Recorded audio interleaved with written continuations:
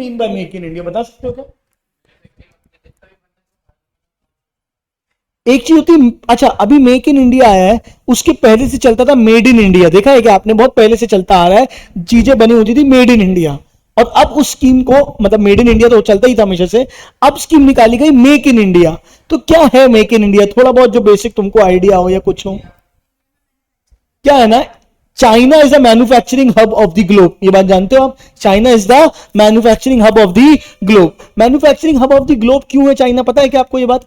China में क्या होता है ना, लेबर बहुत सस्ती है। चाइना में क्या है, लेबर बहुत सस्ती है। जैसे हमारी पॉपुलेशन ज्यादा है, वैसे चाइना की पॉपुलेशन भी बहुत ज्यादा है, ठीक है? अब चाइना की पॉपुलेशन ज्यादा होने के कारण वहां पे लेबर क्या है, सस्ती है। जितनी भी बड़ी वेस्टर्न कंट्रीज हैं, जैसे कि यूएस हो गई, है ना, और ऑस्ट्रेलिया हो गई, ये जो बड़ी बड़ी कंट्रीज है ना, यूके हो गई, इनमें पॉपुलेशन बहुत ज्यादा इनके पास नहीं है।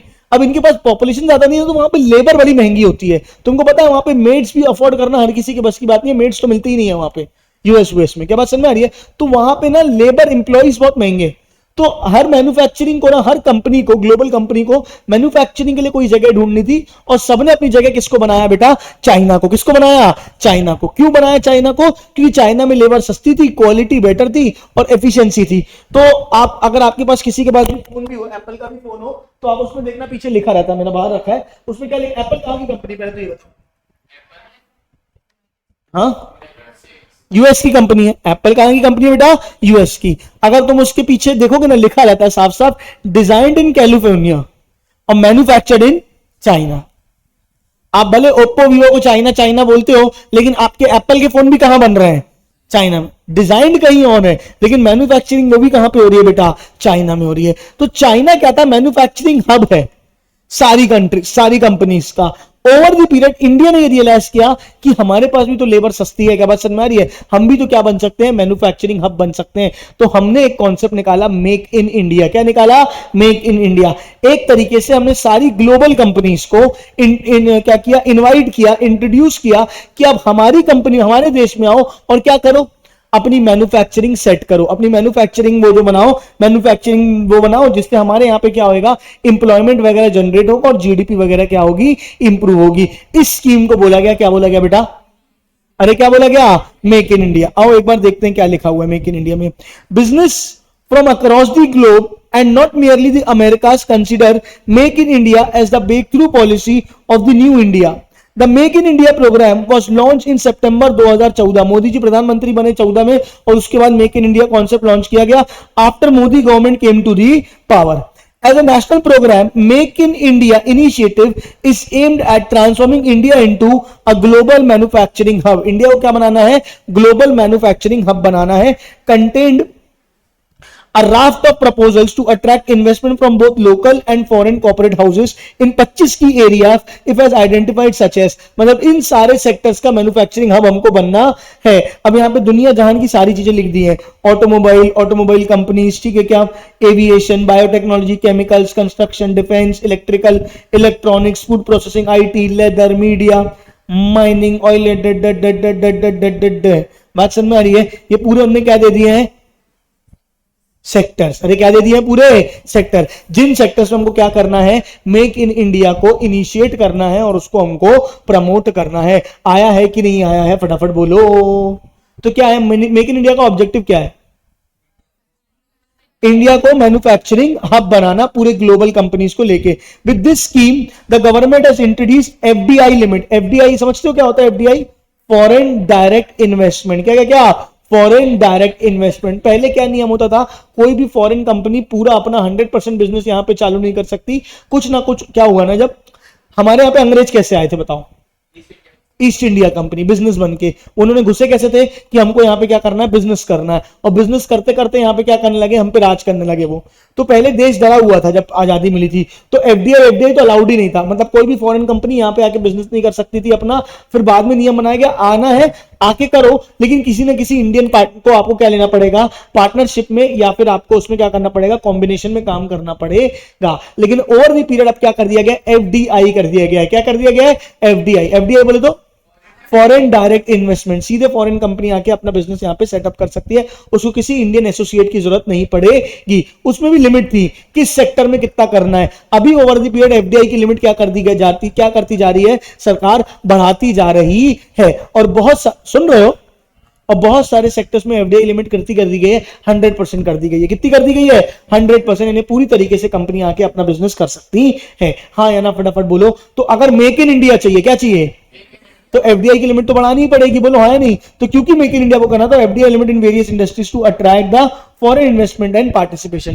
It is as established an investor facilitation center to assist foreign businesses to locate partners and sites, while a slew of measures have been initiated for domestic companies which were revealed after Modi government unveiled the stand up India initiative in the independence day address to 2015। मतलब पहले तो उन्होंने क्या किया, make in India को promote किया। क्या किया? मेक इन इंडिया को प्रमोट किया। यहां पे ऐसे सेंटर्स बनाए गए जो क्या करेंगे, बाहर से आने वाले इन्वेस्टर्स को हेल्प करेंगे, एसोसिएट करेंगे, उनको मदद करेंगे कि कैसे उनको यहां पे अपना बिजनेस सेटअप करना है। हाँ यानी इससे डरा कौन? जो इंडियन है। अगर सारे बाहर वाले यहां आएंगे तो यहां डर किसको लगेगा? इंडियन कंपनी को। उनकी मदद के लिए दूसरी स्कीम निकाली गई, स्टैंड अप इंडिया। कौन सी निकाली गई? Stand up India. हाँ यानी फटाफट बोलो। मैं चाहता हूं 2 मिनट का समय ले, मेक इन इंडिया को पूरा रीड करें, फिर अपन स्टैंड अप इंडिया में जाएंगे जल्दी। और अभी तुरंत तुरंत रीड करेंगे, खासकर नीचे वाला पैराग्राफ, लिस्ट के नीचे वाला।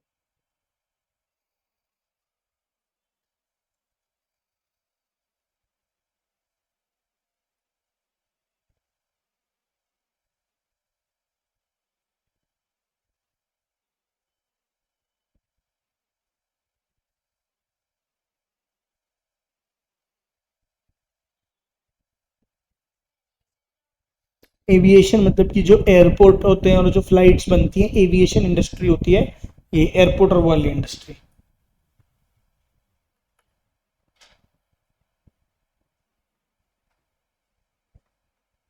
जल्दी रीड करेंगे और बताएंगे हुआ है कि नहीं हुआ है।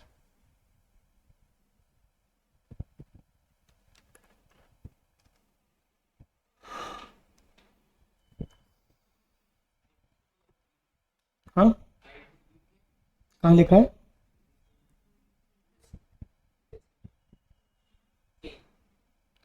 बिजनेस प्रोसेस मैनेजमेंट वगैरह होते हैं, मतलब बिजनेस प्रोसेस की कंपनी है, बस समझ लो। फार्मास्यूटिकल्स, दवाइयां वगैरह।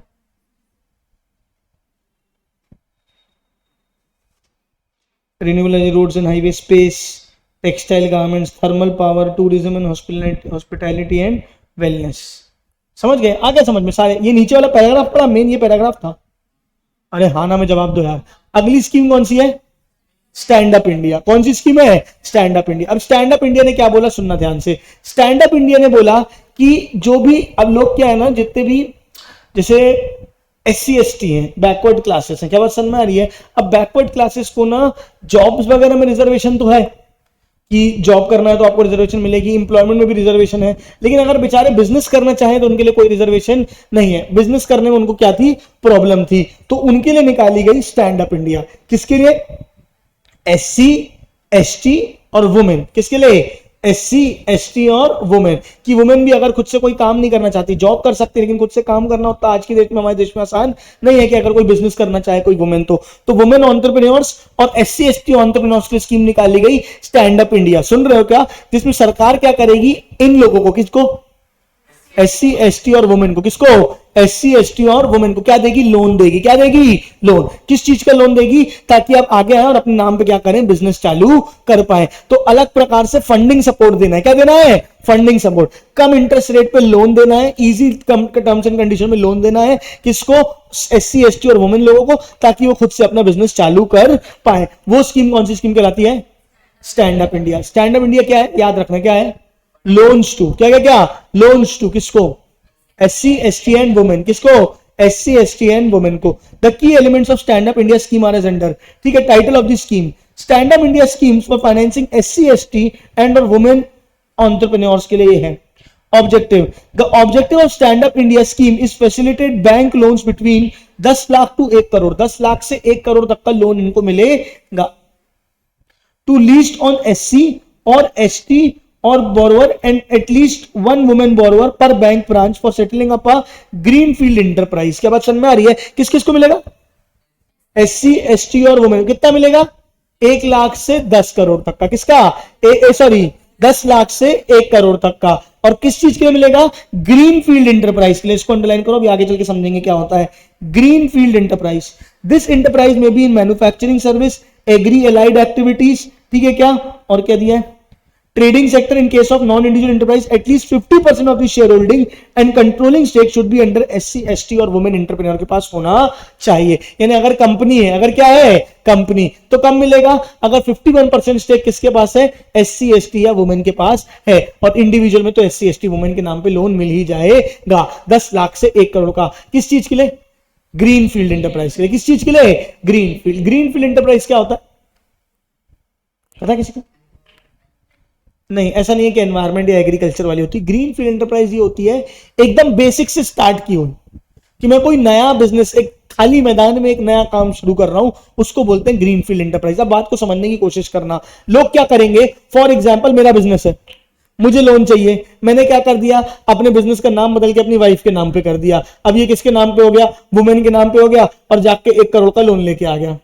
बात समझ में आ रही है? या मेरा कोई मान के चलो कोई है ऐसा जो SC ST है, तो मैंने क्या कर दिया? उसके नाम पे 51% शेयर्स कर दिए और उसके लिए क्या कर दिया? लोन ले लिया। लोग क्या करेंगे? स्कीम का गलत फायदा उठाएंगे। हाँ या ना बोलो? तो इसीलिए क्या बोला गया कि जब नया धंधा चालू कर रहे हो, क्या चालू कर रहे हो? नया धंधा एकदम स्क्रैच से शुरू कर रहे हो, रनिंग बिजनेस के लिए नहीं मिलेगा, फ्रेश बिजनेस के लिए SC ST वुमेन एंटरप्रेन्योर्स को अगर वो बिजनेस चालू करना चाहते हैं तो वो 10 लाख से 1 करोड़ तक का लोन ले सकते हैं। हाँ या ना फटाफट बोलो? कब मिलेगा? एलिजिबिलिटी क्या है? SC ST या वुमेन होनी चाहिए और 18 साल से ऊपर के होने चाहिए।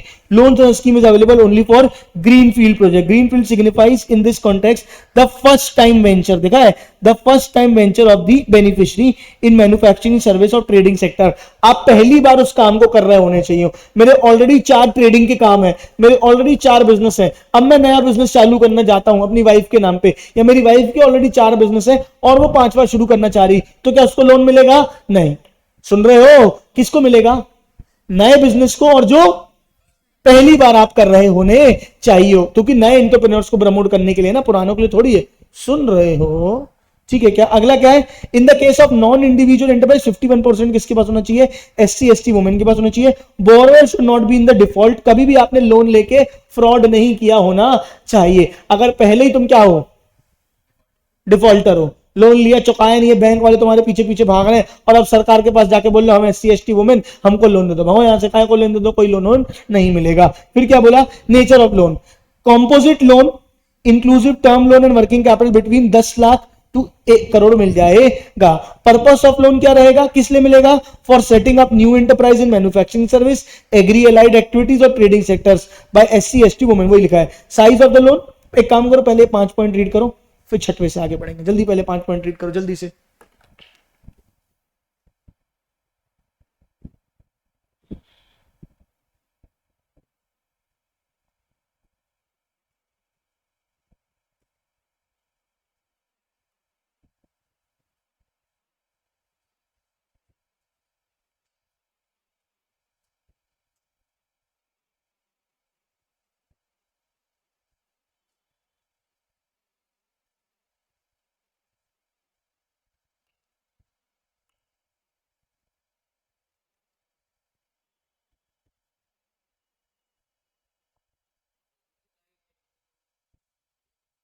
हाँ, एग्रीड एलाइड एक्टिविटी मतलब या तो एग्रीकल्चर का काम करते हो या एग्रीकल्चर से जुड़ा हुआ काम करते हो। एलाइड एक्टिविटी मतलब एग्रीकल्चर जुड़ा हुआ, जैसे तुम क्या करते हो, वो फर्टिलाइजर्स वगैरह का बिजनेस करते हो, खाद वगैरह का बिजनेस करते हो, सीड्स का बिजनेस करते हो। आप खुद एग्रीकल्चर नहीं कर रहे हो, लेकिन एग्रीकल्चर एलाइड एक्टिविटीज कर रहे हो, तो आपको काम चल जाएगा, तब भी आपको लोन मिल जाएगा।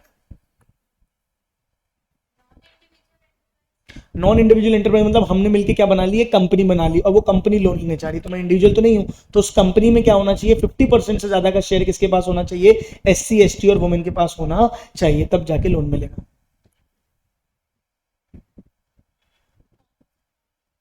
कॉम्पोजिट लोन ये पढ़ लिया क्या, 6th वाला पॉइंट, 5th में लिखा है क्या, 6th तो भी पढ़ाऊंगा ना,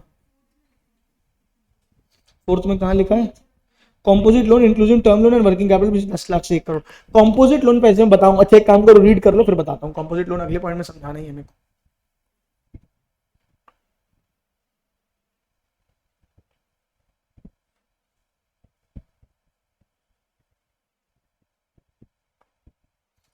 हो गया क्या, हेलो हेलो हेलो हेलो, हो गया क्या, अगला लोन कौन सा बेटा, अच्छा कॉम्पोजिट लोन का मतलब क्या होता है ये समझ लो। अब फॉर एग्जांपल मैं एक दुकान खोल रहा हूँ, क्या खोल रहा हूँ बेटा, कोई एक दुकान या शोरूम खोल रहा हूँ, तो मुझे पैसा काय के लिए लगेगा आप मुझे बताओ, जमीन के लिए लगेगा, पूरा इंफ्रास्ट्रक्चर बनाने के लिए लगेगा, शोरूम में लाइट वाइट लगाऊंगा, है ना, और ऐसे पूरा वो सब फर्नीचर बनाऊंगा, पूरे शोरूम को सेटअप करने के लिए लगेगा, बस इसके लिए लगेगा, किसी और चीज के लिए भी लगेगा, माल भरने के लिए लगेगा, और माल भरने के लिए पैसा हमेशा लगता रहेगा, जो असेट बनाने के लिए खर्चा लेगा उसको बोलते हैं प्रोजेक्ट कॉस्ट, उसको क्या बोलते हैं बेटा, प्रोजेक्ट कॉस्ट की लोन, और जो माल भरने के लिए लोन लिया है उसको बोलते हैं वर्किंग कैपिटल लोन, क्या बोलते हैं, वर्किंग कैपिटल लोन। अगर बिल्डिंग के लिए, फर्नीचर के लिए, सेटअप बनाने के लिए लोन लेना है तो वो कॉस्ट ऑफ प्रोजेक्ट के लिए लोन लेना है, काय के लिए लेना है, कॉस्ट ऑफ प्रोजेक्ट के लिए। माल भरने के लिए लोन लेना है तो वो काय के लिए लेना है, वर्किंग कैपिटल के लिए, काय के लिए, वर्किंग कैपिटल के लिए, और दोनों के लिए मिला के लोन लेना है तो उसको क्या बोलते हैं, कॉम्पोजिट लोन, क्या बोलते हैं, कॉम्पोजिट लोन, जो दोनों चीजों के लिए मिला हुआ है। देखो जहां कॉम्पोजिट लोन लिखा भी हुआ था 4th पॉइंट में, वहां लिखा है ब्रैकेट में inclusive of term loan and working capital, क्या बात समझ में आ रही है, दोनों चीज के लिए जो लोन मिलता है वो क्या बोलता है, कॉम्पोजिट लोन। काय काय के लिए, डेड बॉडीज, काय काय के लिए, वर्किंग कैपिटल के लिए और प्रोजेक्ट कॉस्ट। यहां तक समझ में आया। तीसरी बात तुमको क्या बोली गई, अगली पॉइंट बोला है साइज ऑफ लोन, आपको कितना लोन मिलेगा, जितना भी आपका प्रोजेक्ट है, जितना भी आपका प्रोजेक्ट है, प्लस आपकी वर्किंग कैपिटल रिक्वायरमेंट है। मान के चलो मैंने एस्टिमेट बनाया कि मेरे को एक नया शोरूम डालना है जिसमें 70 लाख का क्या लगेगा, पूरा इन्वेस्टमेंट का खर्चा आएगा, और 20 लाख का क्या लगेगा, मान के चलो वर्किंग कैपिटल, और कुछ मतलब मिला के 100 लाख रुपए, यानी 1 करोड़ का मेरा प्रोजेक्ट है, 1 करोड़ का मेरा क्या है, प्रोजेक्ट है। तो मुझे सरकार लोन कितना देगी, 85%, कितना कितना, 85% of the total project cost, यानी 85 लाख तक का लोन मुझे सरकार दे देगी, हाँ या ना, फटाफट बताओ। लेकिन कब तक देगी, अगर मैंने बाकी का 15%, अगर मैंने बाकी का 15% किसी और स्कीम से ना लिया हो तो। देखो सरकार 85% क्यों दे रही है, ताकि 15% तुम अपना लगाओ। अगर मैं पूरा 1 करोड़ का सरकार से लेके ही लगा दूंगा तो मेरे को टेंशन ही नहीं है, डूबे तो डूबे, मेरा क्या डूबता है, सरकार का डूबता है, हाँ या नहीं। तो सरकार का पर्पस क्या है, 85% हम दे रहे हैं, 15% तुम लगाओ। अब मैंने क्या होशियारी दिखाई, 85% स्टैंड अप इंडिया से ले लिया और 15% किसी और स्कीम से ले लिया, तो सरकार फुद्दू थोड़ी है, क्या बात समझ में आ रही है। सरकार क्या कहना है, हम तुमको 85% दे देंगे, कितना दे देंगे, अरे कितना दे देंगे, लेकिन कब तक देंगे 85%, अगर बाकी 15% आपने किसी और स्कीम से नहीं लिया है, अगर आपने बाकी 15% किसी और स्कीम से नहीं लिया। आओ देखो रीड करते हैं क्या लिखा है। Composite loan of 85% of the project cost inclusive of term loan and working capital,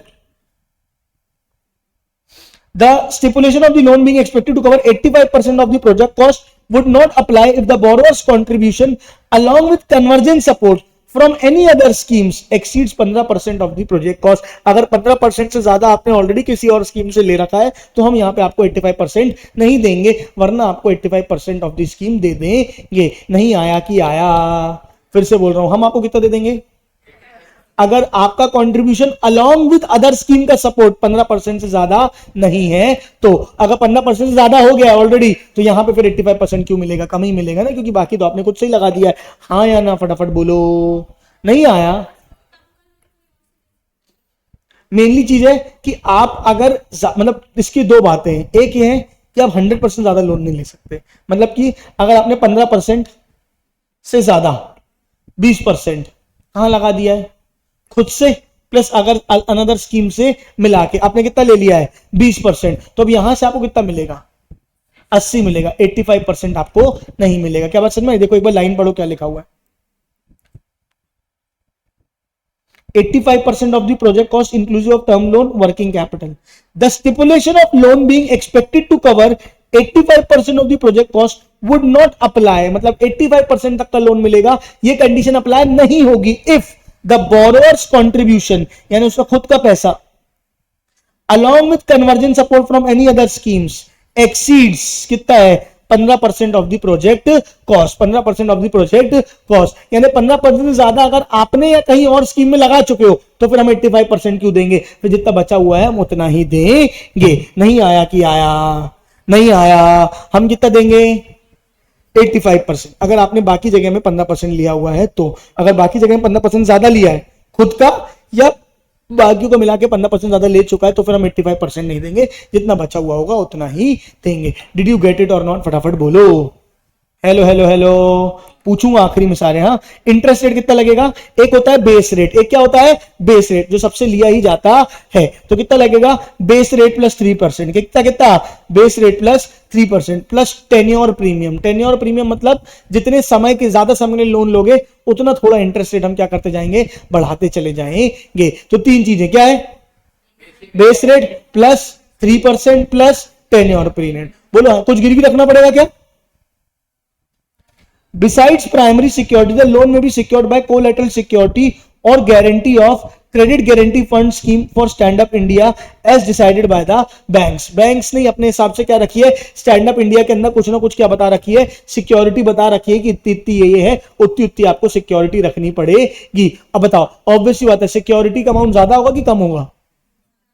security का अमाउंट नॉर्मली मतलब वैसे तो ज्यादा होगा पर बाकी लोनों से क्या होगा?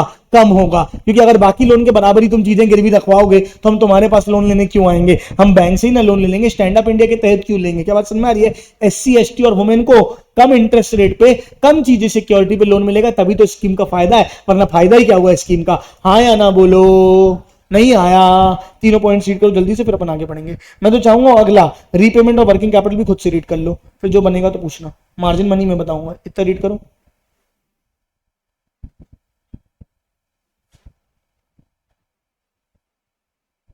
मॉरेटोरियम पीरियड का मतलब होता है एक्सटेंशन.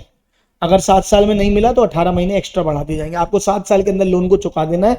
अगर 7 साल में नहीं चुका पाए तो एक्स्ट्रा 18 महीने आपको मिलेंगे आपके पीरियड को बढ़ा के. वरना फिर आपकी जो भी चीज सिक्योरिटी है क्या नहीं, वो तो बैंक ही आएगा ना, तुमको पकड़ेगा कि भैया पहले तो कोशिश करेगा 7 साल में ही चुका दो, नहीं चुकाया तो बैंक आके पकड़ेगा, फिर आके धीरे धीरे करके 18 महीने का आपको एक्स्ट्रा पेमेंट देगा, एक्स्ट्रा टाइम देगा. नहीं देगा तो आपके समय को, आपकी सिक्योरिटी को बेच बाज के फुर्सत कर लेगा.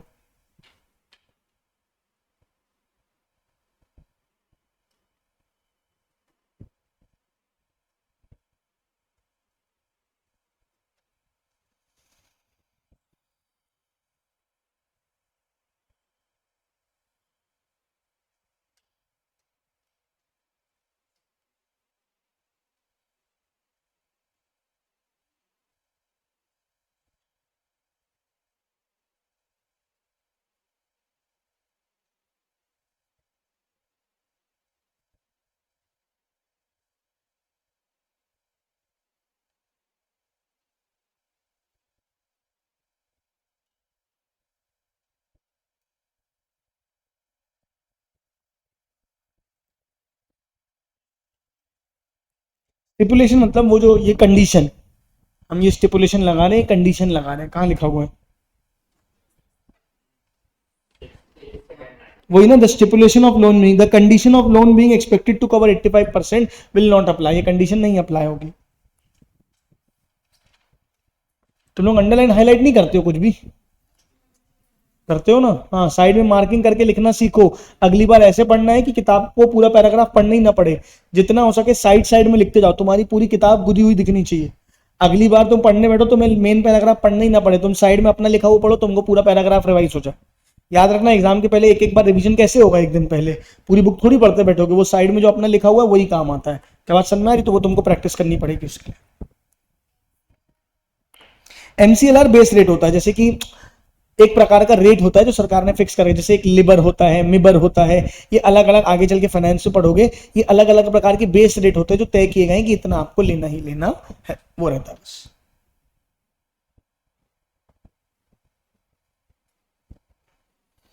10 पॉइंट हो जाए तो बताना वर्किंग कैपिटल तक के।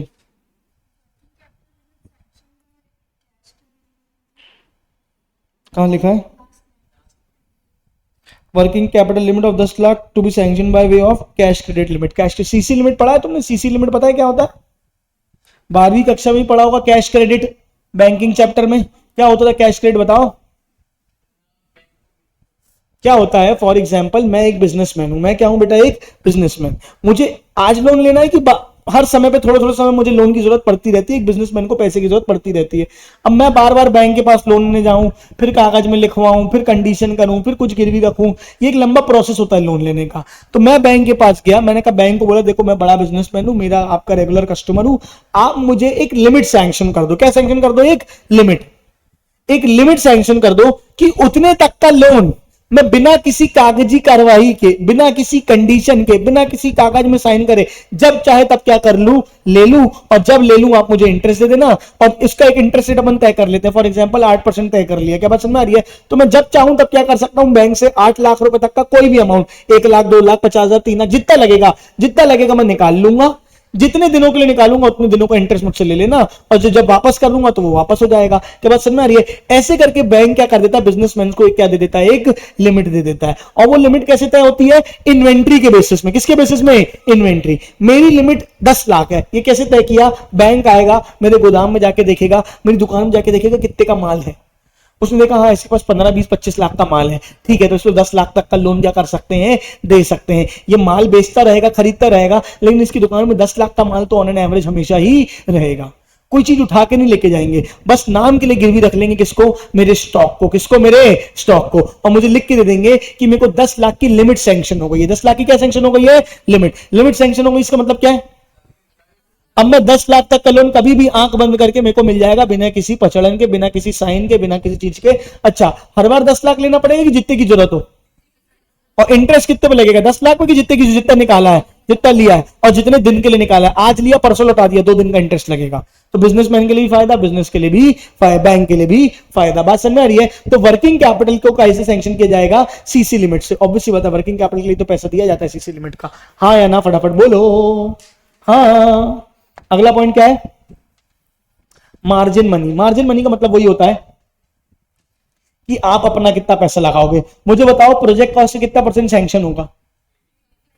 कितना परसेंट? 85%। तो बाकी जगह से कितना आना चाहिए?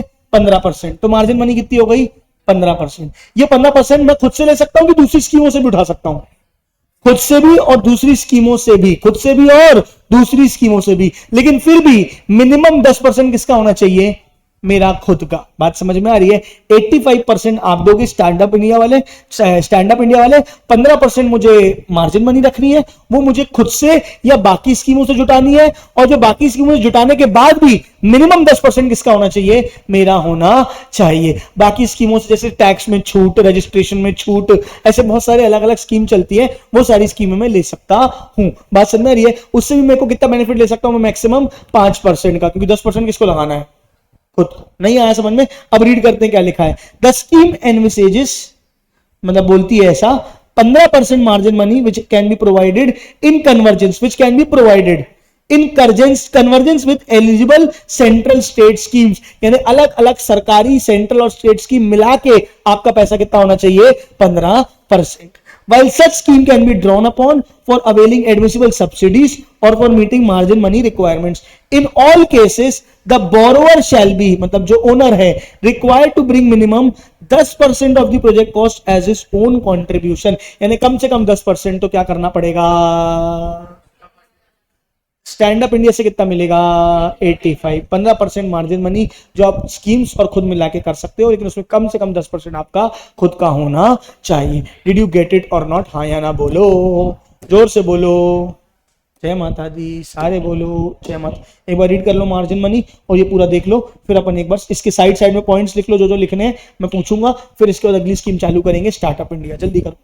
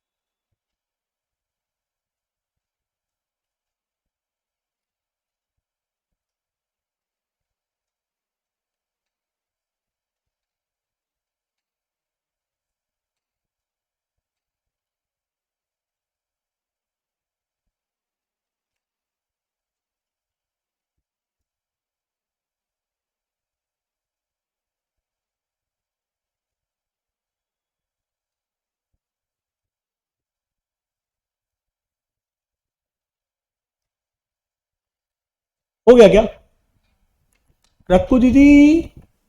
हो गया। अगला कौन सा है? Startup India. पानी की बोतल देते ना। स्टार्टअप इंडिया क्या होगा बताओ, सोचो, खुद से सोचो। जो भी नया बिजनेस चालू करना चाहता है, स्टार्टअप चालू करना चाहता है, स्टार्टअप का मतलब क्या होता है पहले तो ये बताओ। कुछ भी नया, वो शार्क टैंक देखा था सबने, है ना, उसमें सारे स्टार्टअप्स आते थे। अगर आप कोई भी नया बिजनेस शुरू करते हो, एंटरप्रेन्योर बनना चाहते हो, अपना खुद का कोई धंधा करना चाहते हो, तो आप एक स्टार्टअप चालू करते हो। क्या चालू करते हो? एक स्टार्टअप, स्क्रैच से शुरू करते हो। ताकि लोग, क्या है ना, इंडिया में ना प्रॉब्लम है, क्या प्रॉब्लम है, ओवर दी पीरियड हम क्या हो चुके हैं, हमारा एजुकेशन सिस्टम भी जो है वो कैसी मेंटालिटी जनरेट करता है हमारे अंदर, एम्प्लॉय मेंटालिटी, जॉब, नौकर प्रवृत्ति हमारे अंदर डालता है ना। हम बचपन से सुनते आए हैं, स्कूलों में भी सुनते आए हैं, पढ़ते पढ़ते सुनते आए हैं कि एक बार ढंग की नौकरी मिल जाएगी ना तो मजा आ जाएगा। हमको इंग्लिश बोलना सिखाया जाता है, सही तरीके से बैठना सिखाया जाता है। हमारा ओवरऑल एनवायरनमेंट किसकी तरह बनाया जा रहा है? एक जॉब की तरह बनाया जा रहा है कि आप हाथ उठाएं, बोले यस सर, आप पूछें नो सर, कोई भी सवाल पूछना है तो पहले आप हाथ खड़े करें। ये एजुकेशन सिस्टम अंग्रेजों के जमाने से चला आ रहा है। अंग्रेजों का पर्पस ही यही था। क्या पर्पस था? कि तुमको नौकर बनाना। हमारा एजुकेशन सिस्टम आज भी उससे ऊपर नहीं उठ पाया। हम लोगों का सबसे बड़ा पर्पस है एक बार सरकारी नौकरी मिल जाए। क्या बात समझ में आ रही है? इस सबसे अब ओवर द पीरियड क्या हुआ, बहुत चेंज आया है। यहां पे तो फिर भी कम, आप दिल्ली जाओगे, बड़ी सिटी जाओगे, आप देखोगे लोग जॉब करना चाहते ही नहीं है, सबको अपना कुछ ना कुछ शुरू करना है। और यही हमारे देश को आगे भी लेके जाएगा। वरना क्या होता रहेगा, एप्पल कंपनी आएगी, एमएनसीज आएंगी, पूरा पैसा यहां से कमा के बाहर लेके जाएंगी, हमको जॉब देंगी, हम बड़े खुश होंगे जॉब लेके। सोचो, अगर कोई हमको 1 लाख रुपए महीने की सैलरी दे रहा है तो ऑब्वियस सी बात है ना, वो हमसे 1.5 लाख रुपए महीना कमा रहा होगा। तो लोग स्टार्टअप को और ज्यादा सीरियसली ले, इसीलिए और लेने लगे हैं सीरियसली, तो उसको सपोर्ट करने के लिए स्कीम बनाई गई स्टार्टअप इंडिया। क्या स्कीम बनाई गई? Startup India. स्टार्टअप इंडिया में क्या होता है कि आप कोई भी नया बिजनेस चालू करना चाहते हो, क्या है ना, एक्चुअली में हमारे देश में बिजनेस चालू करना बहुत बड़ी सरदर्दी है। आप, मेरा भाई चाइना में, अगर आप चाइना में बिजनेस खोलना चाहते हो ना, तो वहां की गवर्नमेंट ऐसे बाहें फैला के आपका स्वागत करती है कि आओ बिजनेस खोलना है, हम खुलवा के देंगे। तुमको क्या जगह चाहिए, हम बताते हैं कहां जगह लो। तुमको क्या चाहिए, कंपनी बनानी है, रजिस्ट्रेशन 2 दिन में हो जाएगा। हमारे यहाँ क्या है, कंपनी खोलनी है, ऐसे कैसे कंपनी खोलनी है, बताओ क्या नाम चाहिए, नाम चाहिए, जाओ पहले वेबसाइट में सर्च करो, वेबसाइट में सर्च करोगे नहीं मिलेगा नाम, जाओ बाबू को पैसा खिलाओ, तब जाके तुमको तुम्हारी कंपनी का नाम मिलेगा। अच्छा, कंपनी रजिस्टर करानी है, बेटा कम से कम 2 महीने लगेंगे, 2 महीने तक तुम नाम ही का रजिस्ट्रेशन ही करा रहे हो, कहीं ये ऑफिस, कहीं वो ऑफिस, कहीं ये कागज वो कागज, पूरी पचड़ करने के बाद 2 महीने के बाद तो तुम्हारा बिजनेस चालू होने की कगार होगा। उस पर जाकर नगर निगम का रजिस्ट्रेशन कराया, नहीं कराया, गुमास्ता लिया, नहीं लिया, जे लिया, वो लिया, मत्थे का सूर कर देंगे, तुम काम ही नहीं कर पाओगे, तुमको लगेगा नहीं कि तुम प्रॉफिट भी कुछ कमा सकते हो। बात समझ में आ रही है? तो ईज ऑफ डूइंग बिजनेस लाना है हमको अपने देश में। धीरे धीरे हमको क्या करना है, प्रमोट करना है, ताकि लोग क्या करें, बिजनेस करें, जॉब प्रवृत्ति से हटे। इसीलिए एक कॉन्सेप्ट लाया गया स्टार्टअप इंडिया। क्या लाया गया? Startup India. स्टार्टअप इंडिया के अंदर बहुत सारे बेनिफिट्स है। एक, आपको फंडिंग सपोर्ट दिया जाएगा। क्या बात समझ में आ रही है? इनकम टैक्स में बेनिफिट दिया जाएगा। तीसरा, रजिस्ट्रेशन वगैरह क्या किया जाएगा, आसान किया जाएगा। दिख रहे हो क्या बेनिफिट्स ऑफ स्टार्टअप इंडिया? दिख रहे होंगे तुमको, दिख रहे हैं? पहला क्या है, फाइनेंशियल बेनिफिट। दूसरा क्या है, इनकम टैक्स बेनिफिट। तीसरा क्या है, रजिस्ट्रेशन बेनिफिट्स। क्या है, सरकारी टेंडर। पहले क्या होता था, गवर्नमेंट अगर टेंडर निकालती थी रोड बनाने के, कोई भी गवर्नमेंट ठेका निकालती थी, तो बोलती थी कम से कम 7 साल का एक्सपीरियंस होना चाहिए, 15 साल का एक्सपीरियंस होना चाहिए। तो नए स्टार्टअप्स को मौका ही नहीं मिलता था। तो अब गवर्नमेंट टेंडर्स में भी स्टार्टअप्स के लिए जगह रहेगी। ह्यूज नेटवर्किंग ऑपरेशंस अपॉर्चुनिटीज, सबको नेटवर्क, सुन रहे हो, आपस में नेटवर्किंग बनाने में मदद मिलेगी, लोगों को कनेक्ट किया जाएगा, आपके बिजनेस को ग्रो करने में मदद की जाएगी। कौन सी स्कीम में? मैं चाहता हूं एक बार ये रीड करोगे पूरा बेनिफिट्स वाला पॉइंट, ऊपर वाला मैं रीड कर देता हूं। एक second,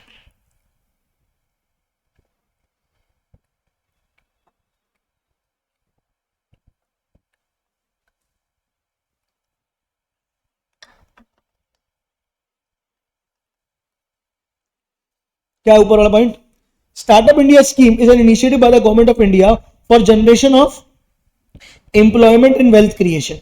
The goal of Startup India is to development and innovation of products and services and to increase the employment rate in India. Benefits of Startup India scheme are simplification of work, मतलब ताकि business चालू करना आसान हो, जो काम है मुश्किल है बिजनेस के रजिस्ट्रेशन कराना, वो वर्क सिंप्लीफाई हो, फाइनेंशियल सपोर्ट मिले, गवर्नमेंट के टेंडर मिले, नेटवर्किंग अपॉर्चुनिटीज मिले। Startup India was launch by prime minister Shri Narendra Modi on 16 जनवरी 2016। 2016 में स्टार्टअप इंडिया स्कीम किसने लॉन्च की थी?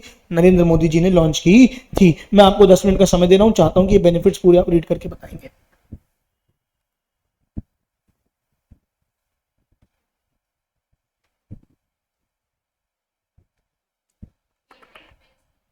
हाँ, sorry,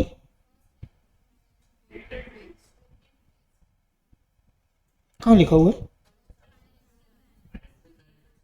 most of the startups are patent based. Patent based मतलब क्या होता है कि अगर मैं कोई भी नई चीज, स्टार्टअप मतलब कुछ इनोवेशन किया मैंने, तो जैसे ही मैं इनोवेशन करता हूं तो ताकि लोग उसको कॉपी ना कराने, मैं उसका कॉपीराइट और पेटेंट लेके आता हूं। पेटेंट का मतलब क्या होता है, कोई और उस टेक्नोलॉजी को कॉपी नहीं कर सकता। अब होता क्या है, मैंने कुछ इनिशिएट तो कर दिया, अब पेटेंट मिलना ही इतना मुश्किल काम है, इतना महंगा काम है कि मैं पेटेंट ही नहीं करा पा रहा। अब मैं पेटेंट नहीं करा पा रहा, दुनिया कॉपी कर लेती है, जिसका हक होता है वो मारा जाता है। तो वही बोला है, it means they produce provide unique goods और services. In order to register their patents they have to incur heavy cost which is known as patent cost. इस स्कीम के अंदर गवर्नमेंट क्या करती है, 80% रिबेट ऑन पेटेंट कॉस्ट, मतलब patent कराने में 80% आपको क्या मिल जाता है, डिस्काउंट मिल जाता है। सिर्फ 20% आपका खर्चा लगता है, ताकि आप नया इनोवेशन करके खुद क्या करा पाओ, उसको पेटेंट करा पाओ। नहीं आया कि आया। Moreover the process of patent registration and related is faster them. Also the government pays the fees of the facilitator to obtain the patent. जो बीच में एजेंट वगैरह होते हैं जो हमको पेटेंट दिलाते हैं, उसकी फीस भी कौन भरेगी, गवर्नमेंट भरेगी, हमें खुद से भरने की जरूरत नहीं है। तुम्हें पता है ये एक बहुत बड़ा एरिया है जिसमें कंपनी सेक्रेटरी काम कर सकते हैं। आईपीआर में पेटेंट दिलवाना, कॉपीराइट दिलवाना, मेनली पता क्या है, मैं अभी दोस्त जहां गया था घूमने, तो मेरा दोस्त है वो कंपनी सेक्रेटरी है, मतलब वो मेरे साथ ही पढ़ा है और अभी जॉब भी कर रहा है। तो हम लोग वही डिस्कस कर रहे थे, वो बता रहा था बैंगलोर में कि अगर सीएस अपने आप को सिर्फ कंपनी तक ही सीमित रखेगा तो पैसे नहीं कमा पाएगा।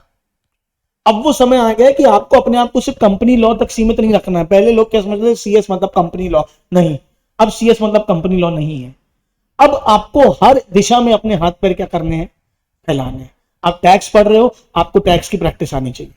आप कॉपीराइट, पेटेंट, ये इंटेलेक्चुअल प्रॉपर्टी में अपना करियर बना सकते हो।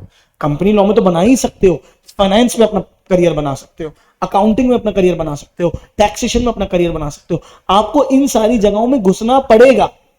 अदर लीगल मैटर्स में अपना करियर बना सकते हो। सीएस एक बार हो जाओ, उसके बाद एलएलबी कर लेना, मतलब सिर्फ एक डिग्री। आप सिर्फ ये सोच लो कि आप सीएस बन जाओगे और आपके पास बहुत पैसा होने वाला है, तो ये गलत है। आज के समय पे आपको अपने क्या करना पड़ेगा, स्कोप्स को बढ़ाना पड़ेगा, अपने एरियाज को बढ़ाना पड़ेगा, अपने एक्सपर्टीज को बढ़ाना पड़ेगा। एक बार आपका एक्सपर्टीज बढ़ गया, तभी आप एक अच्छे फाइनेंशियल, मतलब तब आप क्या करोगे, दुनिया से आगे ज्यादा पैसा कमा पाओगे। क्या बात समझ में आ रही है? तो आज ही पढ़ते समय आप सोचो, जब आप पढ़ रहे हो ना, अभी तो नहीं, एग्जीक्यूटिव पढ़ोगे जब, तो पढ़ते समय तुम अलग अलग सब्जेक्ट पढ़ोगे, सिक्योरिटी लॉ पढ़ोगे, ईबीसीएल पढ़ोगे, टैक्स पढ़ोगे, अकाउंट्स पढ़ोगे।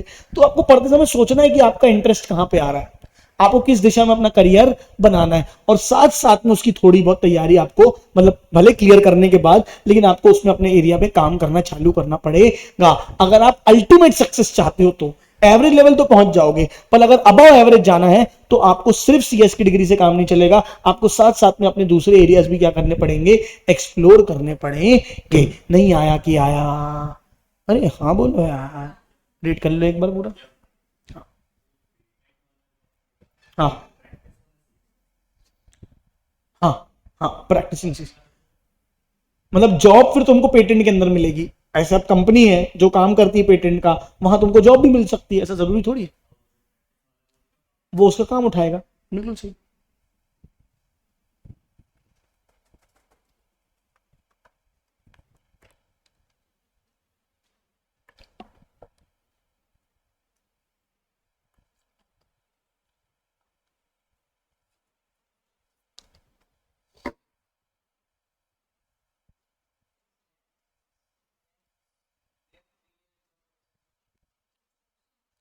टैक्स में छूट मिल जाती है 3 साल के लिए, 3 साल तक आपको टैक्स देने की जरूरत नहीं है, अगर आप स्टार्टअप इंडिया के तहत जाते हो तो।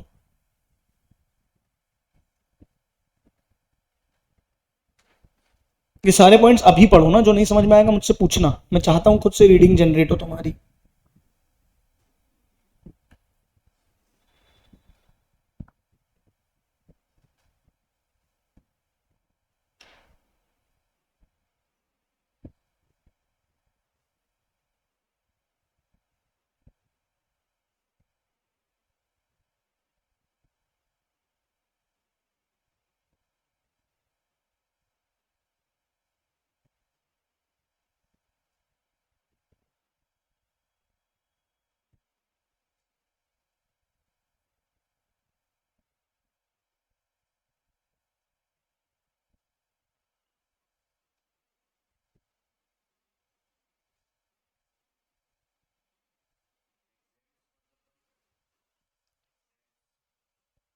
छूट देना,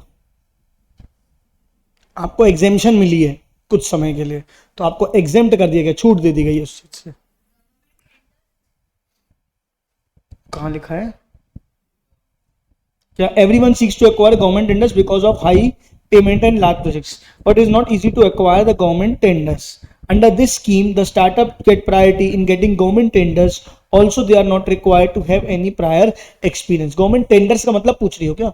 Government tender का मतलब होता है गवर्नमेंट कोई भी वो निकालती है स्कीम, मतलब गवर्नमेंट टेंडर, जैसे रोड बनना है तो गवर्नमेंट को पुल बनवाना था, तो गवर्नमेंट टेंडर निकालेगी कि मुझे ये रोड बनवाना है, कौन कौन बिल्डर हैं जो मेरा रोड बनाना चाहते हैं, अपनी अपनी बिडिंग डालो। सब लोग अपनी बिडिंग डालते हैं, हम 10 लाख में बना के दे देंगे, हम 20 लाख बना देंगे, हम 50 लाख में, जो गवर्नमेंट को ठीक लगेगा वो गवर्नमेंट उसको टेंडर देगी कि ठीक है अब ये वाला रोड कौन बनाओगे, आप बनाओगे। या गवर्नमेंट को ऑडिट करवाना है, गवर्नमेंट को क्या कराना है, ऑडिट कराना है, तो अब गवर्नमेंट में एक ठेका निकाला, टेंडर यानी एक तरीके से ठेका बोल सकते हो, गवर्नमेंट ने टेंडर निकाला कि कौन कौन है जो हमारे यहाँ ऑडिट करना चाहता है, आप अपने अपने क्या करो, रेट भरो कि तुम 2 लाख में करके दे दोगे, तुम 1.5 लाख में करके दे दोगे, तुम 3 लाख में करके दे दोगे, फिर उस हिसाब से मैं क्या करूंगा, किसी ना किसी को अलॉट करूंगा। तो सबको चाहिए कि मेरे को गवर्नमेंट टेंडर मिले, गवर्नमेंट कॉन्ट्रैक्ट मिले। पहले क्या होता था, गवर्नमेंट टेंडर में लिमिटेशन होती थी, गवर्नमेंट जब टेंडर निकालती तो बोल देती थी हर कोई अप्लाई नहीं कर सकता, सिर्फ हमें एक्सपीरियंस लोग ही चाहिए जिन्होंने 5 साल इस चीज में काम किया हो, जो इतने सारे लोग हो, ऐसा हो वैसा हो। तो नए स्टार्टअप्स क्या कर पाते थे, इसमें रजिस्टर नहीं कर पाते थे, सरकारी कॉन्ट्रैक्ट्स उनको नहीं मिलते थे, हमेशा पुराने लोगों को ही मिलते थे। अब सरकार ने क्या किया, गवर्नमेंट टेंडर में भी छूट देना चालू किया कि नए लोग भी क्या कर सकते हैं, अप्लाई कर सकते हैं और क्या कर सकते हैं, उसको लेके अपना पैसा कर सकते हैं, काम कर सकते हैं। तो यही होता है गवर्नमेंट टेंडर, यानी सरकारी ठेके जो निकलते हैं जिसमें आपको वो मिलता है। आया समझ? ठीक है, कौन सा? हाँ, ये एक बोर्ड बनाया गया है जिसमें आप जाके रजिस्ट्रेशन कराओगे कि हम क्या है, स्टार्टअप है, वहां आपको रजिस्ट्रेशन मिल गया, तभी आपको इनकम टैक्स में क्या मिलेगी, बेनिफिट मिलेगी। मैं पिछले 10 साल से काम कर रहा हूं और मैं जाकर रजिस्ट्रेशन करा लूं मैं क्या हूं, स्टार्टअप हूं, ताकि मेरे को इनकम टैक्स देना ना मिले, तो ऐसे हर किसी को थोड़ी मिलेगा। वहां जाके नाम लिखवाऊंगा, वो मेरे को चेक करेंगे वाकई में मैं स्टार्टअप हूं या नहीं हूं, तभी मुझे रजिस्ट्रेशन मिलेगा। अगर रजिस्ट्रेशन मिलेगा तो स्टार्टअप में छूट मिलेगी, वरना स्टार्टअप में इनकम टैक्स में छूट नहीं मिलेगी। आया समझ? कौन सा पॉइंट? हाँ, अपना वो बताते हैं, वही होता है startup fest. Networking opportunity means the opportunity to meet with various startup stakeholders at a particular place and time. The government provides this opportunity by conducting 2 startup fest annually, both the domestic as well as international level. Startup India scheme also provides intellectual property awareness workshops and awareness. सरकार क्या करती है, startup fest लगाती है, fest यानी मेला, startup fest यानी एक मेला लगता है जहां पे सारे स्टार्टअप्स आते हैं, अपने अपने आइडियाज बताते हैं, अपने आइडियाज जनरेट करते हैं, एक दूसरे से नॉलेज शेयर करते हैं। एट द सेम टाइम वहां पे कौन आते हैं, फंडिंग देने वाले आते हैं। कौन आते हैं, फंडिंग देने वाले। वो देखते हैं कि हाँ भैया ये स्टार्टअप अच्छा है, हम उनको क्या दे सकते हैं, फंडिंग दे सकते हैं। तो ये नेटवर्किंग अपॉर्चुनिटी मिलती है, सारे स्टार्टअप वाले आपस में एक दूसरे से मिलते हैं कि बस हमारी आइडियाज एक्सचेंज करते हैं, ठीक है, हो सकता है मिलके कुछ बना लें, ठीक है क्या। तो ये सारी चीजें सरकार करती है ताकि लोगों के अंदर क्या हो, स्टार्टअप का और प्रमोशन हो। हाँ या ना, फटाफट बोलो। चलो आगे बढ़ते हैं। मुझे एक चीज बताओ, कितने लोगों ने वो देखा था शार्क टैंक? किसने नहीं देखा था शार्क टैंक? किसने नहीं देखा? तुमने नहीं देखा, तुमने भी नहीं देखा, ठीक है। कितनों ने देखा, उसमें से कितनों को समझ आया? समझ आया? अच्छा, नहीं आया, नहीं आया, बहुत कम आया होगा। अच्छा बताओ क्या होता था उसमें, बताओ। एक आध एपिसोड भी नहीं देखा? थोड़ा बहुत देखा है ना, एक आध एपिसोड। हाँ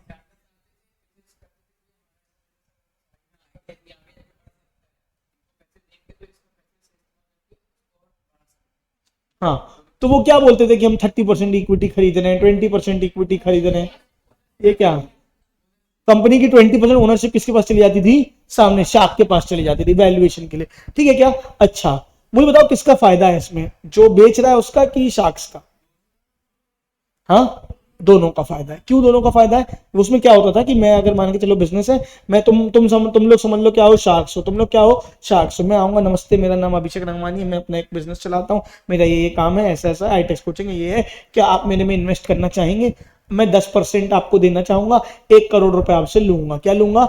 1 करोड़ आपसे लूंगा और अपनी कंपनी का 10% आपको दे दूंगा। अब 10% के मालिक कौन हो गए?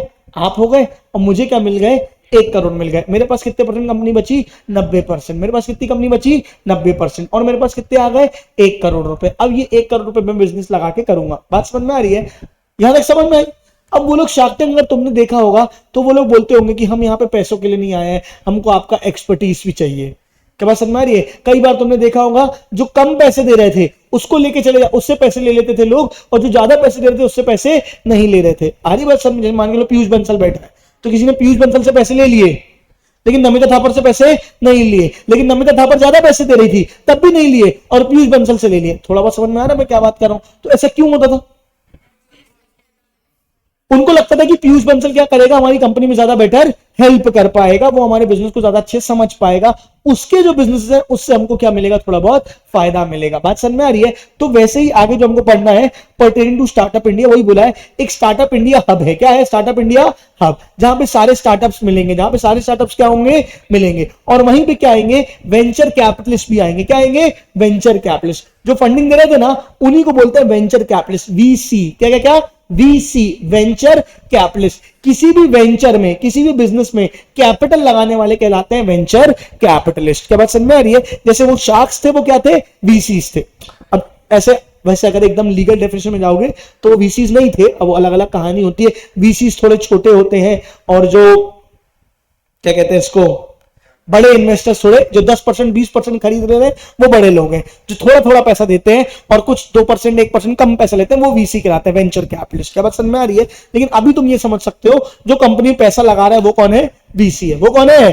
वीसी। आओ देखो रीड करते हैं क्या लिखा है। Startup India hub is one stop platform for all stakeholders in startup ecosystem to interact amongst each other, exchange knowledge, form successful partnership in a highly dynamic environment. Investors adding value to startups. Investors, particularly venture capitalists, add value to startups in lot of ways. क्या करते हैं venture capitalist? क्या क्या करते हैं मतलब sharks क्या क्या करते होंगे? मुझे खुद से बताओ क्या क्या करते होंगे वो। मतलब अगर तुमने, नमिता थापर ने मेरे बिजनेस में पैसा लगा दिया, वो क्या क्या करेगी? पहली चीज तो उसने मुझे पैसा दिया, पहली चीज तो वो, और क्या? मार्केटिंग में हेल्प करेगी। क्या बात समझ में आ रही है? अगर उनके बिजनेस की मार्केटिंग है उसके साथ में मेरी मार्केटिंग हो जाएगी। क्या बात समझ में आ रही है? या वो मेरे को फंड्स तो दे रही है, साथ में डिसीजन मेकिंग में हेल्प करेगी, बोर्ड मीटिंग में बैठेगी आके। क्या बात समझ में आ रही है? फैसले लेने में मदद करेगी, बिजनेस को और बेटर चलाने में मदद करेगी। समझ आ रहा है कि नहीं आ रहा है? तो वीसीस कहां कहां हेल्प करेंगे? पहले स्टेक होल्डर मैनेजमेंट में मदद करेंगे। क्या में हेल्प करेंगे? मतलब बोर्ड मीटिंग में, लीडरशिप में, इन सब में हेल्प करेंगे। दूसरा किसमें हेल्प करेंगे? अगर मुझे आगे और पैसे की जरूरत पड़ेगी तो वो देगी। हाँ, अगर और पैसे की जरूरत पड़ेगी वो देगी। उसके पास नहीं होगा तो वो अपने कॉन्टेक्ट से दिलवाएगी। मैं तो छोटा आदमी, मैं तो किसी को नहीं जानता, तो वो मेरे को रेजिंग फंड में क्या करेगी? मदद करेगी। हाँ या नहीं? मुझे रिक्रूटिंग टैलेंट, इंप्लॉय हायर करने में मदद करेगी। मुझे समझ नहीं आता किसको रखना है किसको नहीं रखना है। उसकी इतनी बड़ी कंपनी है, उसके पास ऑलरेडी इतने सारे इंप्लॉयज हैं, कैसे हायर करना है, किससे लोगों को एक्वायर करना है, कैसे अपने जॉब में रखना है, कितनी सैलरी देनी है, इन सब में मदद करेगी मुझे वीसीस। बोलो हाँ या नहीं? हाँ। और किसी मदद करेंगे? मार्केटिंग में। फिर किसी मदद करेंगे? M&A यानी कि मर्जर्स एंड एक्विजिशन में। काय में? Mergers and acquisition. हो सकता है कि मैं किसी और दूसरी छोटी कंपनी की जाके मर्ज कर दे मेरे को वो, कि यार तुम भी एक बिजनेस हो, तुम भी एक बिजनेस हो, हम दो। अब वो बड़े लोग हैं, वो दोनों को जानते हैं, उन्हें मिलवा दिया और दोनों को क्या करा देंगे? मर्ज करा देंगे। बात समझ में आ रही है? या हो सकता है मेरे को किसी बड़ी कंपनी के द्वारा एक्वायर करवा दे। जैसे सुन रहे हो? जैसे व्हाट सुन रहा है पाजी? तो रहे साले। एक्विजिशन में क्या होता है? एक्विजिशन में क्या होता है कि एक्विजिशन में क्या होता है, जैसे फॉर एग्जांपल, जैसे बोट ने हैमर को एक्वायर किया, या मान के चलो फेसबुक ने व्हाट्सएप को एक्वायर किया, तो अगर वो एक्वायरिंग वाला पार्ट है उसमें भी हेल्प करते हैं। आ रहा है समझ में? तो एक होता है किसमें हेल्प करते हैं? मर्जर्स एंड एक्विजिशन में। तो किस किस में हेल्प करते हैं? किसमें? मतलब क्या पता है? बैठा है क्लास में नलायक। पहली चीज किसमें हेल्प करते हैं बताओ? बोलो पहला पॉइंट। हाँ, हो कहाँ? नाराज हो? क्या गुस्सा हो? क्या है? क्या परेशान हो? क्यों परेशान हो? बोल दे भाई। पहला क्या है? Stake holders management. दूसरा क्या है? Raising fund. तीसरा क्या है? Recruiting talent. चौथा क्या है? Mergers and acquisition. Sorry, marketing. और फिर पांचवा क्या है? Mergers and acquisition. उसके बाद क्या है? एक काम करो, पहले 5 पॉइंट रीड करो फिर आगे की बात करेंगे। जल्दी 5 पॉइंट रीड करो।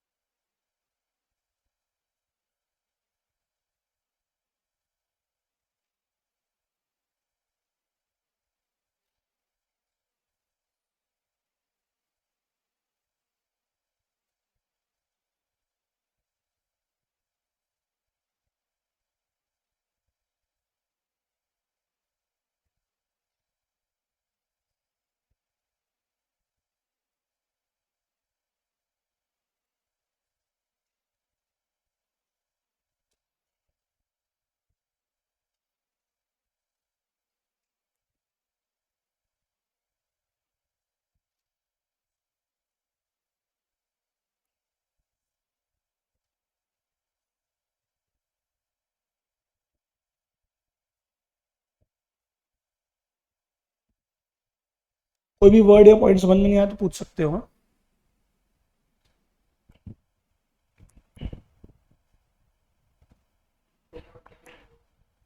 इनऑर्गेनिक ग्रोथ, ऑर्गेनिक ग्रोथ होती है जो धीरे धीरे हो रही है रेगुलर बेसिस में।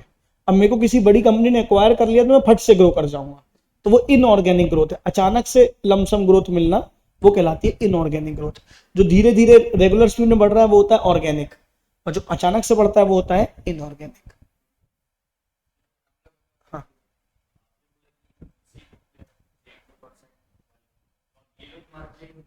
नहीं नहीं, मैं वही बोल रहा हूँ, वो लीगल डेफिनेशन में जाओ। अभी मैंने क्या बोला, अभी वीसी का मतलब यहाँ पे तुम क्या समझो, वो जो फंड्स लगा रहे हैं स्टार्टअप में वो वाले लोग समझो। क्या बात समझ में आ रही है? वो फिर क्या हो जाता है ना, एकदम लीगल डेफिनेशन अंदर जाने की, वीसी में क्या फर्क है, ऐसे बहुत सारी चीजें आती है, वो तुम पूरा सिक्योरिटी लॉ में आगे चल के पढ़ोगे। हो गया। Hello hello hello hello hello, अगला पॉइंट पढ़ के बताओ, ऑर्गेनाइजेशन रिस्ट्रक्चरिंग वाला पढ़ के चलो मैं बता देता हूं। ऑर्गेनाइजेशन का एक स्ट्रक्चर होता है, क्या होता है स्ट्रक्चर, जैसे एक सीईओ होगा, फिर अलग अलग डिपार्टमेंट होंगे, production department, finance department, HR department, R and D department, फिर सबके अंदर क्या होंगे, मैनेजर्स होंगे, उसके नीचे कौन होंगे, सुपरवाइजर्स होंगे, फिर ऐसा पूरा स्ट्रक्चर होता है। क्या शुरू से ऐसा स्ट्रक्चर होता है कि बनाना पड़ता है? क्या छोटी दुकानों में, छोटे बिजनेस में ऐसा कोई स्ट्रक्चर होता है? नहीं। जब तक छोटा बिजनेस होता है तब तक क्या होता है, खुद ही मैनेजिंग कर रहे हैं, खुद ही मार्केटिंग कर रहे हैं, खुद ही प्रोडक्शन भी देख रहे हैं, खुद ही सेल्स भी कर रहे हैं, सब कुछ खुद ही कर रहे हैं। जब वीसी एक्वायर कर लेता है तो वीसी हेल्प करता है क्या में, ऐसे ऑर्गेनाइजेशन स्ट्रक्चर बनाने में। क्या बात समझ में आ रही है? थोड़े बिजनेस को और सिस्टमैटिक करने में। क्या बात समझ में आ रही है? प्रॉपर डिविजनल करने में, प्रोडक्शन फंक्शन बनाने में, इन सब में मदद कौन करते हैं आपको? वीसीज। तो वही लिखा है, as a young startup matures to an established company, VCs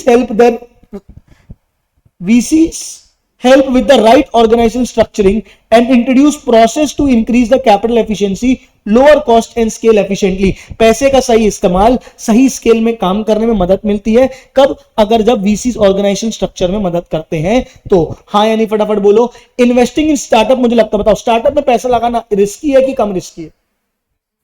startup में पैसा लगाना कम रिस्की कि ज्यादा रिस्की है? ज्यादा रिस्की। क्यों ज्यादा रिस्की है? क्योंकि नया स्टार्टअप है ना, डूबने की चांसेस ज्यादा है। तो अब क्योंकि रिस्की काम है, बहुत टेंशन वाला काम है, तो यहां पे लेकिन अल्टीमेटली फायदा ही बहुत ज्यादा है।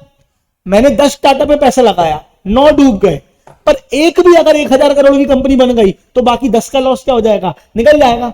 जब पहली बार आप जब देखते होगे स्टार्ट, ये शार्क टैंक आपने देखा होगा, तो आपको लगता होगा यार इन लोग तो कितना पैसा लगा दे रहे हैं, 1 करोड़ दे दिया, किसी को 20 लाख दे दिया, किसी को 50 लाख दे दिया, किसी को 80 लाख दे दिया, ऐसे करते हैं। टोटल मिला के कितना दिया होगा सबको मिला के? 20 करोड़, 30 करोड़। अगर एक कंपनी भी 1000 करोड़ की बन गई और उनका 10% भी उसने अगर एक्वायर किया था तो इनके पास कितने हो जाएंगे? 100 करोड़। और कंपनी अगर मान के जो 2000 5000 करोड़ की बन गई, फिर जो बनती है आमतौर पे, और 20% लिया था, तो बस 15 करोड़ लगा के 15 में से 11 4 14 स्टार्टअप डूब गए। अगर एक स्टार्टअप भी बड़ा हो गया ना तो इनका पूरा पैसा क्या हो जाएगा? निकल जाएगा। आई कि नहीं बात समझ में? देखो वही लिखा हुआ है, क्या लिखा हुआ है, investing in startup is a risky preposition but the low requirement of overhead capital combined with high upside potential. High upside potential मतलब ऊपर जाने के चांसेस बहुत ज्यादा हैं। मेक्स इट लुक्रेटिव मतलब अच्छा for investors to put their best on the startup. वैसे तो स्टार्टअप बहुत रिस्की है क्योंकि हाई ग्रोथ के बहुत ज्यादा चांसेस है, इसलिए ये लुक्रेटिव है। लुक्रेटिव मतलब कि अच्छा है, लगाने के लिए बहुत ज्यादा प्रॉफिटेबल सेगमेंट है। हाँ या ना फटाफट बोलो। नहीं आया कि आया? आया। चलो अगला क्या है तुम्हारा? Foreign company registering under Startup India Hub. Any entity having at least one registered office in India is welcome to register in Hub as local location preferences. For the time being are only created for Indian states. मतलब कुल मिला के क्या foreign company आ सकती है? अभी यहां पे नहीं आ सकती। ये स्टार्टअप हब में क्या फॉरेन कंपनी आके मेंबर बन सकती है, फॉरेन स्टार्टअप बन सकते हैं? नहीं, अभी ये सिर्फ इंडियन स्टेट्स के लिए। एटलीस्ट एक रजिस्टर्ड ऑफिस आपका कहां पे होना चाहिए? इंडिया में होना चाहिए, तभी आप स्टार्टअप हब के मैनेजर या पार्टनर बन सकते हो। हाँ यानी फटाफट बोलो। इसमें पार्टनरशिप फर्म भी आ सकती है, एलएलपी भी आ सकती है और प्राइवेट कंपनी भी आ सकती है। ये पूरी स्कीम होती है आपकी स्टार्टअप इंडिया की। चलेगा क्या? रीड करो एक बार फट्टे से।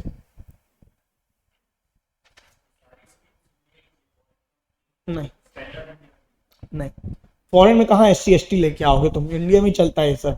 SC ST OBC वो नहीं नहीं, नॉर्मली इंडिया की क्या, वहां ब्लैक एंड व्हाइट रेसिज्म चलता है, सही बात है।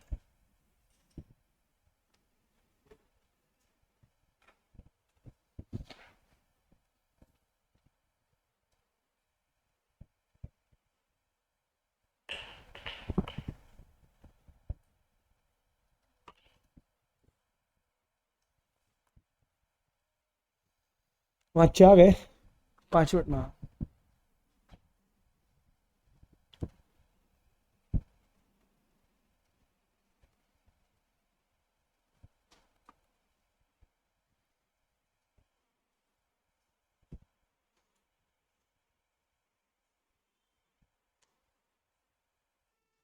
आज हमने क्या क्या पढ़ लिया बताओ एक बार, कौन कौन सी स्कीम पढ़ ली। एक हो गई मेक इन इंडिया, दूसरी हो गई स्टैंड अप इंडिया, और तीसरी हो गई स्टार्टअप इंडिया। चौथी स्कीम जो है वो है स्किल इंडिया। कौन सी स्कीम है, स्किल इंडिया। ये बहुत बड़ा है, इसके बारे में बहुत डिटेल में लिखा हुआ है तुमको, ठीक है क्या, तो इसको हमको थोड़ा ध्यान से भी पढ़ना पड़ेगा, लेकिन इसके बारे में थोड़ा थोड़ा मैं तुमको बता दे रहा हूं। ITI के बारे में जानते हो क्या, ITI क्या होता है बताओ। हाँ, IIT नहीं बे, हाँ एक एग्जाम होता है, लेकिन क्या होता है ITI में, तुमने देखोगे ना ITI कॉलेज यहीं पीछे भी है एक, और बहुत सारी जगहों पे ITI कॉलेजेस है। क्या होते हैं ITI कॉलेजेस बताओ, किसी को नॉलेज हो तो थोड़ा बहुत भी। हाँ वेरी गुड, बहुत सारे स्किल सिखाते हैं। जैसे कि क्या होता है ना, ITI एक छोटे प्रकार के स्किल मैनेजमेंट प्रोग्राम्स होते हैं। वहां पे आप, जैसे आपको पैसे नहीं है पढ़ने के या थोड़े लोअर हैं, तो वो लोग जाते हैं वहां पे, नॉर्मल नॉर्मल काम सीखते हैं, जैसे कि प्लम्बिंग सीख गए, इलेक्ट्रीशियन का काम सीख गए, फर्नीचर का काम सीख गए, ठीक है क्या, तो कारपेंटर बन सकते हो आप, प्लम्बर बन सकते हो आप, इलेक्ट्रीशियन बन सकते हो, है ना, इंटीरियर, ऐसे छोटे छोटे जो भी मैकेनिकल काम है ना, वो सारे काम कहां पे सिखाए जाते हैं, ITI में। मतलब वहां पे कोई ऐसा डिग्री नहीं मिलती तुमको, लेकिन ये है कि वहां पे जाके तुम स्किल सीख जाते हो। क्या बात समझ में आ रही है, और तुम ITI क्वालिफाइड कहलाते हो। जो जो गवर्नमेंट जो ये है ना, क्या कहते हैं, फैक्ट्रीज, जो अपने यहाँ पे factory, GCF factory, ordnance factory Khamaria, इनने बीच में क्या कर दिया था, ITI कंपलसरी कर दिया था कि अगर हम किसी को लोअर लेवल पे, लेबर लेवल पे ले रहे हैं, तो आपका ITI होना चाहिए। उसके बाद से ये कॉलेजेस का बहुत बढ़ावा आया और बहुत सारे ये ITI कॉलेजेस खुले। बात समझ में आ रही है, तो बात यही बोली गई है यहाँ पे कि वैसे ही एक प्रोग्राम निकाला गया स्किल इंडिया। क्या निकाला गया, स्किल इंडिया। अब ताकि लोअर, अच्छा, चाइना मैन्युफैक्चरिंग हब क्यों है और इंडिया मैन्युफैक्चरिंग हब क्यों नहीं है, पॉपुलेशन उनके पास भी हमारे पास भी है, अब तो हम चाइना से भी आ गए, क्या बात समझ में आ रही है। तो ऐसा क्या है चाइना के पास और जो हमारे पास नहीं है, वहां पे जो पॉपुलेशन है वो स्किल्ड है, पढ़े लिखे ज्यादा है, काम करना आता है। हमारे यहाँ पे जो पॉपुलेशन है मेजरली कौन सी है, एग्री, मतलब कि गांव वाली पॉपुलेशन है, वो अनस्किल्ड है।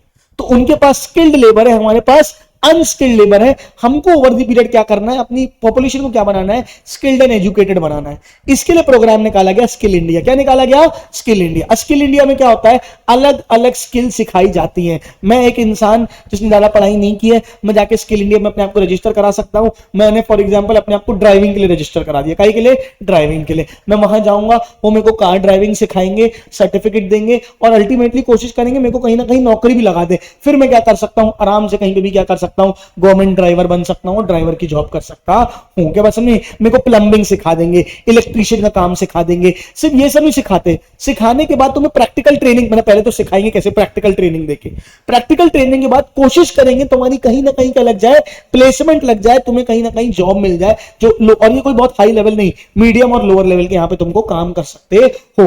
वो जो अप्रोच होती है कौन सी होती है बेटा, स्किल इंडिया होती है। क्या होती है, स्किल इंडिया। देखो लिखा हुआ है, the contents of NSDC, National Skill Development Corporation, to be included at the end of the contents covered under the aforesaid point। मतलब ये आगे चल के पूरा दिया है NSDC क्या होता है, ये इसके बारे में तुमको स्किल इंडिया के बारे में पढ़ना है कि फंडिंग सपोर्ट मिलती है और वो लोग क्या क्या करते हैं, क्या इनका विजन मिशन ऑब्जेक्टिव है। हाँ या ना फटाफट बोलो। एक काम करोगे, होमवर्क क्या है आज का,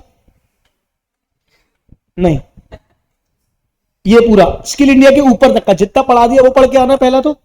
दूसरा, बजट के क्वेश्चन हो गए कि बचे हैं, पूरे हो गए, किस किस के बचे हैं, हाथ उठाओ।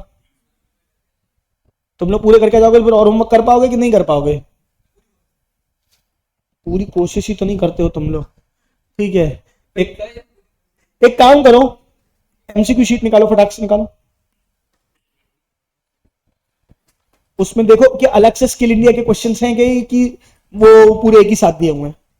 अगर टॉपिक वाइज दिए हुए हैं तो एक दो टॉपिक के करके आ जाना, मेक इन इंडिया और उसके